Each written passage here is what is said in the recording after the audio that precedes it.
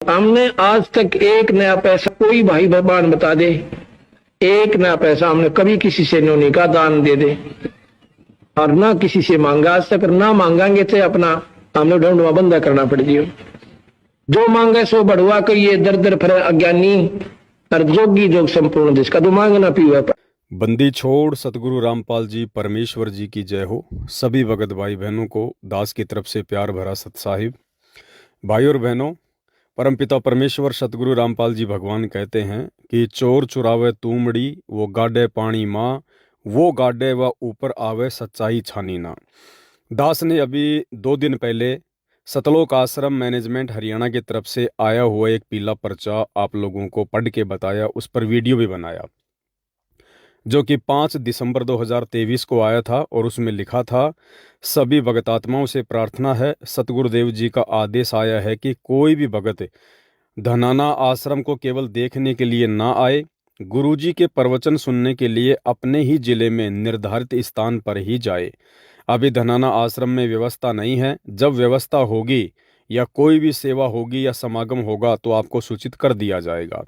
इसके उत्तर में दास ने एक 8-10 मिनट का वीडियो बनाया था और अच्छे से भगत समाज को समझाया था कि किस प्रकार से ये वर्तमान का माया का पुजारी सतलोक आश्रम मैनेजमेंट हरियाणा, जिसको गुरुदेव भगवान के सत्संगों से कोई लेना देना नहीं है, ज्ञान से कोई लेना देना नहीं है, जब इनको धन चाहिए, ज्योति पाठ का पैसा चाहिए, उस समय ये संगत को इन आश्रमों में बुलाते हैं और सारी व्यवस्था उस धन के लोभ में ऑटोमेटिक कर देते हैं। उस वीडियो को आप हजारों की संख्या में सत्सेवक भाई बहनों ने आगे फैलाया और उसका परिणाम ये निकला कि आज आनन फानन में सतलोक आश्रम मैनेजमेंट हरियाणा को मजबूरीवश एक दूसरा पीला पर्चा निकालना पड़ा, क्योंकि काफ़ी भगत भाई बहन उनसे सवाल जवाब करने लगे कि भाई जब पैसों की तुम्हें ज़रूरत होती है उस समय तुम सारी व्यवस्था इन आश्रमों में कर देते हो, और जब संगत धनाना आश्रम में आना चाहे सत्संग सुनने के लिए या वैसे भी 2-4 दिन वहाँ रहने के लिए, उस समय तुम ये कहकर संगत को ठोकर मार देते हो कि यहाँ पर व्यवस्था नहीं है। तो मजबूरी में आज इनको एक पीला पर्चा निकालना पड़ा। शंका निवारण, जो दिनांक 6/12/2023 को पीले पेज पर गुरुजी का आदेश डाला गया था कि उसको ठीक से समझें। नंबर 1, जो संगत अपने गुरुग्राम में बन रहे विश्व के सर्वोत्तम धनाना धाम सतलोक आश्रम में दान का सहयोग करना चाहते हैं, वे कभी भी धनाना धाम जा सकते हैं। जिनको सेवा में बुलाया जाए वे अवश्य जाएं। अब आप खुद ही देखिए भगत भाई बहनों, ये 1 नंबर जो पॉइंट है, इस पॉइंट में इन्होंने कितनी बड़ी गड़बड़ कर दी। कहते हैं नकल में भी अकल की जरूरत होती है, लेकिन इन माया के लोभियों को ज्ञानवान से कोई लेना देना नहीं है। ये क्या बोल रहे हैं, क्या बोलेंगे, इनके मुंह से क्या निकलता है, इन्हें कुछ पता नहीं है। इस 1 नंबर पॉइंट में ये क्या कह रहे हैं, ध्यान से पढ़िए। जो संगत अपने गुरुग्राम में बन रहे विश्व के सर्वोत्तम धनाना धाम सतलोक आश्रम में दान करना चाहते हैं, वे कभी भी धनाना धाम जा सकते हैं। भाई और बहनों, इसी 1 नंबर पॉइंट से ये साबित होता है कि ये कितने बड़े माया के पुजारी हैं, कितने बड़े लोभी हैं, और इनको केवल संगत के दान धर्म से मतलब है, संगत के ज्ञान से, उनकी भक्ति और मर्यादाओं से कोई मतलब नहीं है। ये कह रहे हैं कि दान धर्म करने के लिए यानी पैसा देने के लिए आप कभी भी सतलोक आश्रम धनाना में आ जा सकते हैं, जबकि 5 दिसंबर के उस पीले पर्चे में इन्होंने स्पष्ट रूप से मना किया था कि सत्संग सुनने के लिए संगत धनाना धाम में ना जाए। भाई और बहनों, दान करने के लिए जाए, इनको पैसा देने के लिए जाए, लेकिन सत्संग सुनने के लिए ना जाए। भाई और बहनों, विचार करो, हमारे गुरुदेव भगवान सन 1994 से सत्संग कर रहे हैं और सन 2000 से वो करोथा आश्रम में बैठकर सत्संग कर रहे थे। उसके बाद सन 2010 में उन्होंने बरवाला में आश्रम बनाया। उन्होंने कभी भी नहीं कहा कि भाई आप सत्संग सुनने ना आइए, अपने घर बैठकर सत्संग सुन लीजिएगा, यहाँ पे व्यवस्था नहीं है। और जब आपको दान करना हो, ज्योति पाठ करवाना हो, तब आप कभी भी बरवाला आश्रम में आ जाओ, कभी भी आप जी करोथा आश्रम में आ जाओ। क्या ऐसा दोगला आदेश हमारे गुरुदेव भगवान ने हमें कभी दिया? परमात्मा ने तो यहां तक कहा है कि मांगे सो ही भड़वा कहिए, दर दर फिरे अज्ञानी, और जोगी जोग संपूर्ण जिसका मांग ना पीवे पानी। हमारे पूज्य गुरुदेव भगवान सतगुरु रामपाल जी ने अपनी संगत से किसी भी आश्रम के नाम पे, किसी भी व्यवस्था के नाम पे अपने भक्तों से कभी भी इन भिखारियों की तरह 1 रुपए के लिए नहीं कहा। परमात्मा तो कहते थे जो मांगता है वो भड़वा होता है, भड़वा। तो भाई और बहनों, वर्तमान में गुरुदेव के ज्ञान के विपरीत चलकर ये भड़वागिरी कौन कर रहा है, आप खुद देख लीजिए। इस 1 नंबर पॉइंट में इन्होंने अपनी भड़वागिरी को साबित कर दिया। भाई हमने आज तक 1 नया पैसा, कोई भाई भगवान बता दे, 1 नया पैसा हमने कभी किसी से नहीं कहा दान दे दे, और ना किसी से मांगा आज तक, ना मांगांगे थे अपना हमने ढूंढवा बंदा करना पड़ जियो। जो मांगे सो बढ़वा कहिए, दर दर फिरे अज्ञानी, और जोगी जोग संपूर्ण जिसका तो मांग ना पीवा। 5 तारीख के उस पीले पर्चे में कहा था कि कोई भी इन धनाना आश्रम में सत्संग सुनने के लिए ना आए, और आज इस 8 दिसंबर के पीले पर्चे में कह रहे हैं कि दान करने के लिए आ जाएं। मतलब इनकी नजरों में ज्ञान से ज्यादा, सत्संग से ज्यादा पैसा महत्व रखता है, दान महत्व रखता है। स्पष्ट कह रहे हैं कि आप दान करने के लिए कभी भी आ सकते हैं, लेकिन सत्संग सुनने के लिए धनाना आश्रम में ना जाएं। समझ सकते हैं आप इनकी मानसिकता। समझदार को संकेत ही काफी होता है। नंबर 2, दूसरा पॉइंट, दूर दराज से आने वाले श्रद्धालु केवल धाम देखने ना आए, क्योंकि अभी तो निर्माणाधीन है आपका प्रिय धाम। अधिक संगत को ठहरने की व्यवस्था नहीं बन रही है। देखो भाई और बहनों, आप सबको पता है अभी ये जो दिव्य धर्म यज्ञ दिवस हुआ था, इसमें कई लाखों की संख्या में श्रद्धालु गए थे। कैसे व्यवस्था हो गई भाई, कैसे व्यवस्था हो गई ऑटोमेटिक? अगर निर्माणाधीन है तो व्यवस्था कैसे हो गई? अभी उससे पहले 8 सितंबर को सतगुरुदेव जी का अवतरण दिवस इन लोगों ने मनाया, और ये खुद ही कह रहे थे कि 8 लाख संगत आई है। भैया उस दिन कैसे व्यवस्था हो गई थी? व्यवस्था इसलिए हो गई थी कि उस दिन संगत दान धर्म देने के लिए आ रही थी। 3 दिन का पाठ रखा हुआ था, इनको करोड़ों में पाठ का पैसा आना था, ज्योति का पैसा आना था। इसलिए भाई और बहनों, ये सारी व्यवस्था कर देते हैं जब इनको लगता है कि अब संगत जेब ढीली करने वाली है। बाकी सत्संग के लिए कोई जगह नहीं है उन आश्रमों में, ज्ञान के लिए, गुरु की महिमा के लिए, इन सब चीजों के लिए उन आश्रमों में कोई व्यवस्था नहीं है। तो अब क्या कह रहे हैं ये पॉइंट नंबर 2 में, दूर दराज से आने वाले श्रद्धालु केवल धाम देखने ना आए, और यदि कोई पैसा देने आए तो आ जाओ धाम देखने। अगर किसी को सहयोग करना है, आर्थिक सहयोग करना है उस आश्रम में, किसी को पाठ करवाना है तो आ जाओ, आश्रम भी देख जाओ, पैसा भी दे जाओ, पाठ का पैसा भी दे जाओ, दान का पैसा भी दे जाओ। खाली फोकट में आश्रम देखने के लिए ना आए भाई। इनका कहने का मतलब पॉइंट नंबर 2 में यह है कि फोकट में आश्रम देखने के लिए मत आना। 1 रुपया तुम दोगे नहीं, 4 दिन रहोगे, खाओगे पियोगे, हमारा नुकसान करके जाओगे। अगर कोई ज्योति पाठ करवाना है, कोई दान धर्म लाखों रुपया देना है, तो भले तुम आश्रम भी देखने आ जाओ, कोई दिक्कत नहीं है। ये है इनकी मनसा, इनकी ये घटिया मनसा साफ साफ इस पीले पर्चे में दिखाई दे रही है। आगे लिखते हैं, आसपास के श्रद्धालु कभी भी धाम आ सकते हैं। अब भाई और बहनों बताइए, आसपास के भक्तों के लिए तो वहां सारी व्यवस्था है, और जो दूर दराज के भगत हैं बेचारे, उनके लिए व्यवस्था नहीं है। और दूर दराज के भगत जो अपने पैसे से आ रहे हैं, इनसे कोई किराए लेके आते हैं क्या बेचारे?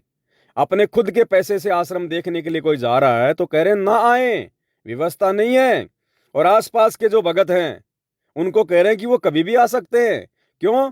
यदि आसपास के भगत इनसे नाराज हो गए तो इनका काम रुक जाएगा, संगत में फूट पड़ जाएगी। इसलिए कह रहे हैं कि आसपास के भगत तो आ जाओ। अब बताइए आप, आसपास के भक्तों के लिए तो आश्रम में व्यवस्था है, और दूर दराज से आने वाले भक्तों के लिए आश्रम में व्यवस्था नहीं है। अरे आसपास का भगत तो फिर भी कोई गाड़ी लेके आएगा, मोटरसाइकिल लेके आएगा, वहां पे पार्किंग में जगह घेरेगा। और दूर दराज का भगत तो बेचारा बस में आएगा, ट्रेन में आएगा, वो तो अकेला अपना शरीर लेके आएगा। दूर दराज के भगत को तो दिक्कत ही नहीं होनी चाहिए। आसपास के भगत तो फिर भी दिक्कत होनी चाहिए, क्योंकि आसपास का भगत तो गाड़ी लाएगा, पार्किंग की जगह घेरेगा। तो देखिए भाई और बहनों, इनका कितना बड़ा दोगलापन है। ये भक्तों में भी अंतर कर रहे हैं, ये भगत समाज को भी दोगली नजर से देख रहे हैं। आसपास के भक्तों को महत्व दे रहे हैं, और दूर दराज के भक्तों को मना कर रहे हैं कि आश्रम में नहीं आना, जब हम कहें तभी आना।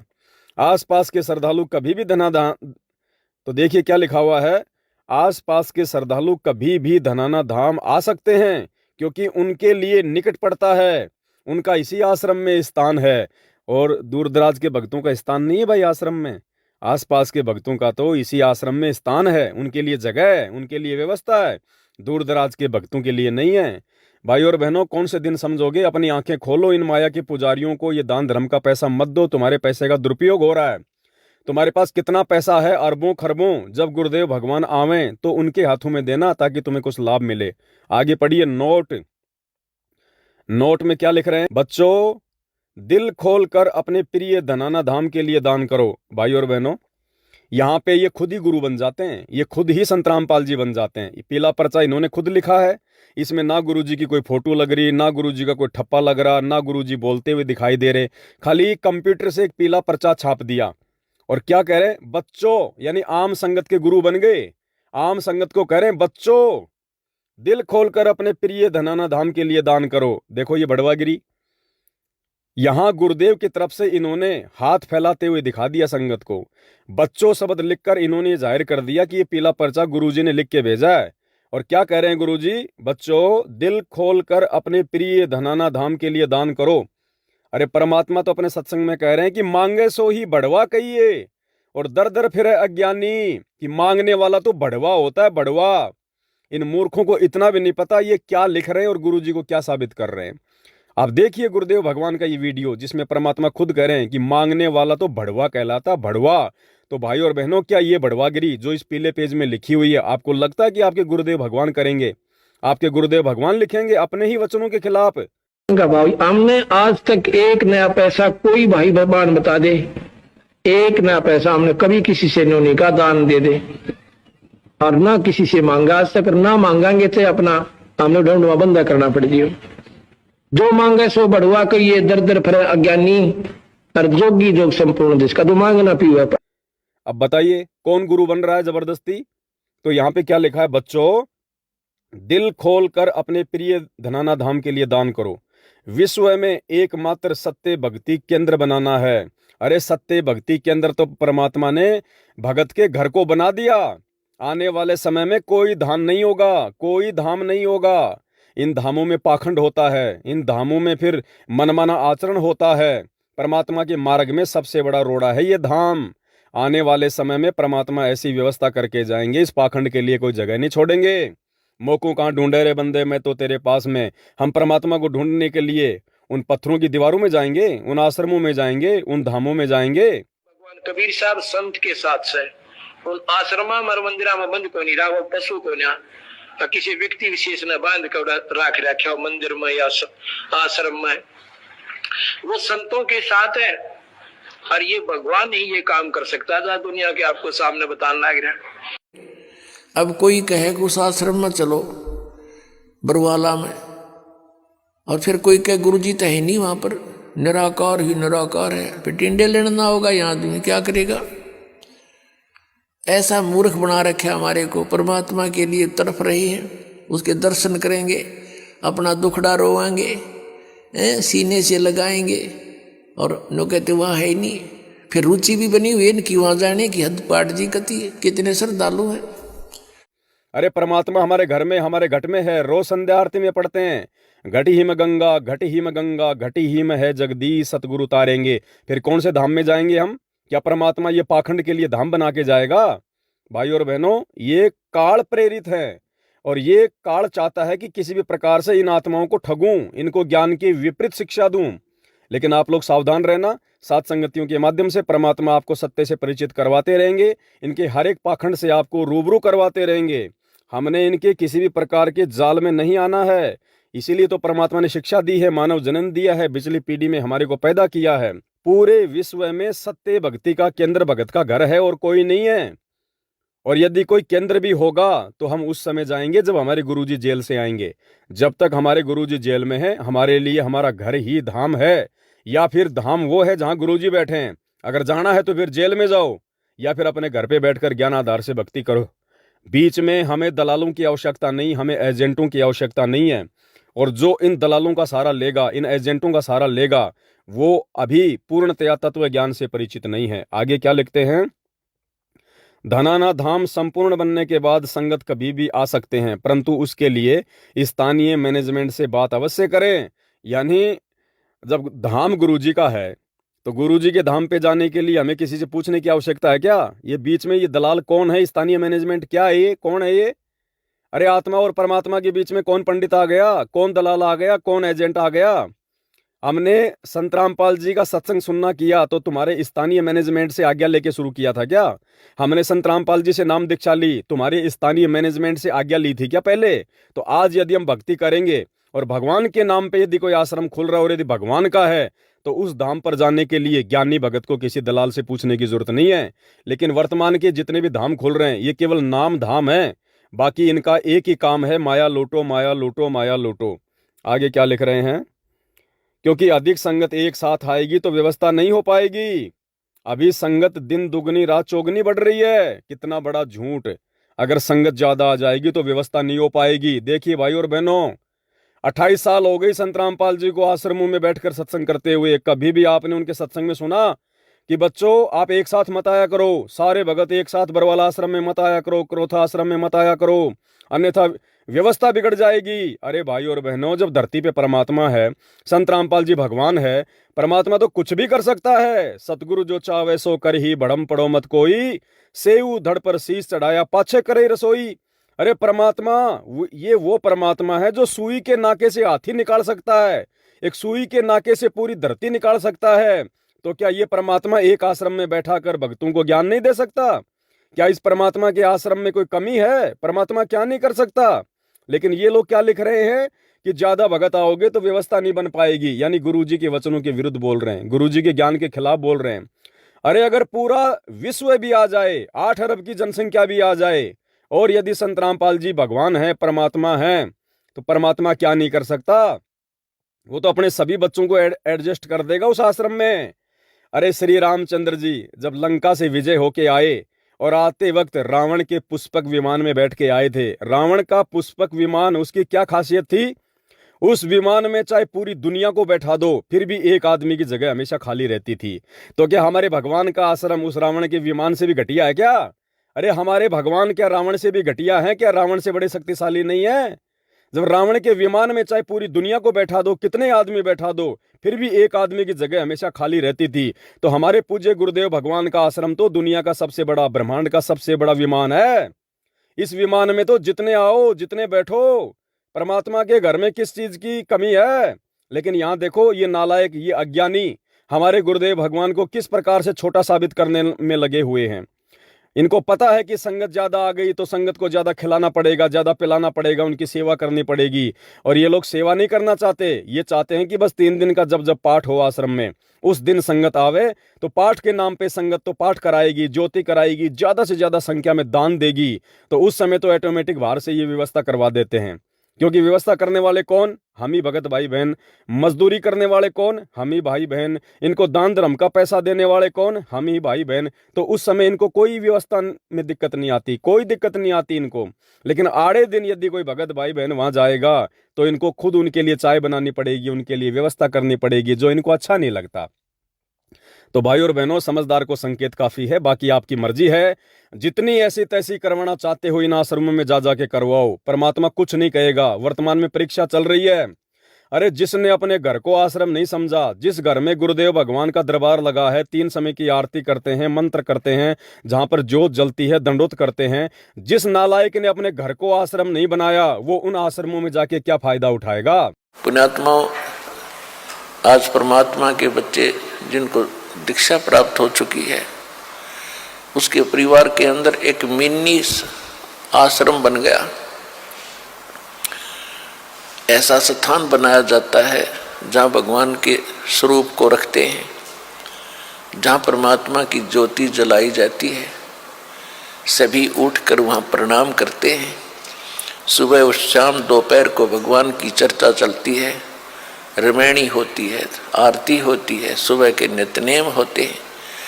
फिर दिन में जब भी टाइम लगता है, कोई मंत्र कर रहा है, कोई सिमरन सतनाम का कर रहा है, तो कितना माहौल बदल गया ना। उसमें बकवाद बतलावा हो, वो नो बोला, वो नो बोला, उसका नाश होगा, उनका ऐसे नुकसान होने वाला है, वो ऐसे गलती करते हैं। तो इस तरह की बकवादें बतला के उस परिवार, उस घर के अंदर हम ये कुविचार छोड़ देते थे। फिर वो कुविचार हमारे मस्तिष्क में टकराते रहते थे, हमें डिस्टर्ब रखते थे, शांति नहीं होने देते हैं। और जब परमात्मा की महिमा और अमृतवाणी जब स्टार्ट होती है तो कुविचार ऊपर चले जाते हैं और सुविचार उस घर में धीरे धीरे स्थापित होने लग जाते हैं। फिर घर में शांति शुरू हो जाती है। ये तरीका है। कभी भी वो सफल नहीं हो सकता, सक्सेस नहीं हो सकता। तो भैया जिसने ऐसी तैसी करवानी है खूब कराओ जा जाके दान धर्म के नाम पे। कल को जब वो परिणाम का दिन आएगा, जो बीज तुमने बोया है इनको पात्रों को दान धर्म देके, इनको पात्रों की हर बात को मान के, तो भैया कल को वो बीज जब वो फसल बन के तैयार होगा तो काटोगे भी तुम ही, दूसरा नहीं काटेगा। उस समय फिर ऊपर हाथ करके रहोगे कि हमने किन मूर्खों को दान धर्म दे दिया, किन मूर्खों को हमने ज्योति पाठ का पैसा दे दिया। और रही बात आश्रम, धनाना आश्रम पूरे विश्व का केंद्र बनेगा, खाक बनेगा। संत रामपाल जी भगवान इस धनाना आश्रम में पेशाब करने भी नहीं जाएंगे, नोट कर लेना इस बात को, क्योंकि ये उनके वचन के खिलाफ, ये उनके सत्संगों के खिलाफ बनाया जा रहा है। गुरुदेव ने अपने सत्संगों में कई बार कहा है कि संत वही होता है जिसका एक आश्रम होता है, जो 25-25 आश्रम खोल दे वो संत नहीं होता है। सुनिए ये परमात्मा का सत्संग और विचार करो। या बच्चों की तरह संत लड़ रहे हैं एक ही शहर में, और 25-25 आश्रम,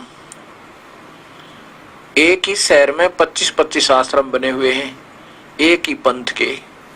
तो बच्चों जैसी लड़ाई इनकी, तो ये संत काहे को